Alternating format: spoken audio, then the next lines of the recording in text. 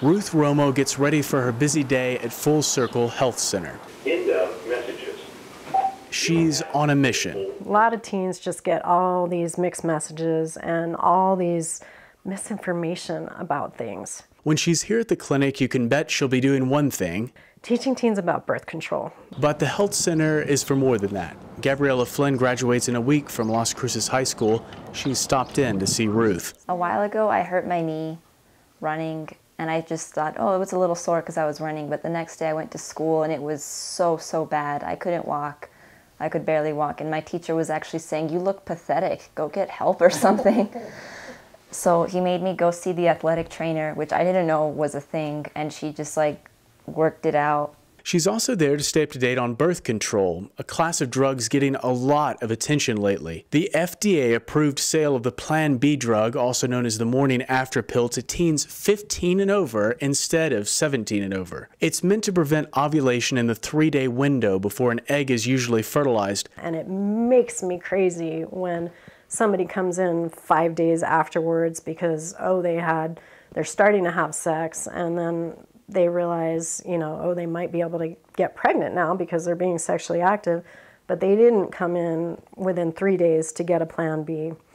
I just want to shake them. President Obama says it was the decision of the FDA and Secretary of Health and Human Services. We reached out to Planned Parenthood of the Rocky Mountains. They tell us they're pleased with the decision, but still want all restrictions on the drug lifted. Their statement in part says, quote, while there are still practical questions to resolve, this is an important step forward to expand access to emergency contraception, end quote. One practical question parents might be asking is, how does a 15-year-old prove they're 15? In New Mexico, young drivers receive a permit 6 months before their 16th birthday, so it really only means a difference of 6 months. In the 6 months in between, a passport or birth certificate can be used. For students who go to a high school with a school-based health center, the changes may not matter at all. Shannon Rodriguez is a clinical nurse specialist at the privately owned health center inside Las Cruces High. They're experimenting, and they don't have they get all their information from their friends.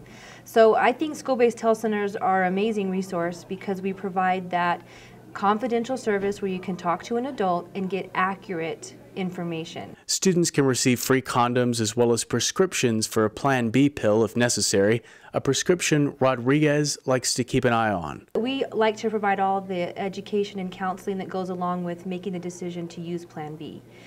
So timing is very important. Side effects, they need to know about that. Teen pregnancy is an issue that hits close to home for many. According to the most recent data in 2008, New Mexico has the highest teen pregnancy rate. Nearby Texas and Arizona are in the top 6. Either way, both Ruth Romo and Shannon Rodriguez believe ultimately in another plan. I wish they would do it before. I wish it wasn't Plan B. I wish they would have Plan A. We have a pretty strict policy. If a student needs Plan B for any reason, then usually they need to make a plan for better birth control options, and so we counsel on that, and then we usually try to help them make better decisions. Condoms are available free of charge at the Doña Ana County Health Department and in most local health departments. High school students with the school-based health center can also receive them free of charge. For KRWG News, I'm Sloan Patton.